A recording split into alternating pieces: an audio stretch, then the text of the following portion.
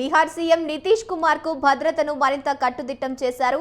అయితే ఇటీవలే సీఎం నితీష్ కుమార్ పాట్నాలో ఆయుష్ డాక్టర్లకు నియామక పత్రాలు పంపిణీ చేసే కార్యక్రమంలో ఓ మహిళా డాక్టర్ హిజాబ్ను లాగిన వీడియో వైరల్ కావడంతో తీవ్ర వివాదం చెలరేగింది.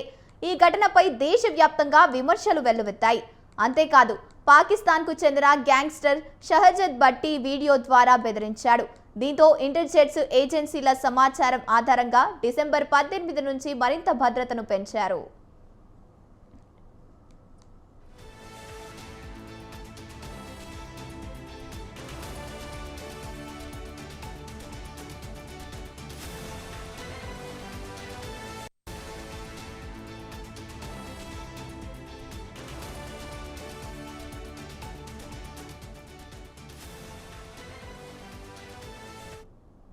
స్పెషల్ సెక్యూరిటీ గ్రూప్ ను బలోపేతం చేయగా నితీష్ నివాసం కార్యాలయం వద్ద ఎస్ఎస్బి గార్డెన్ మోహరించారు. ఇక అదనపు సెక్యూరిటీ గార్డులను కూడా నియమించారు.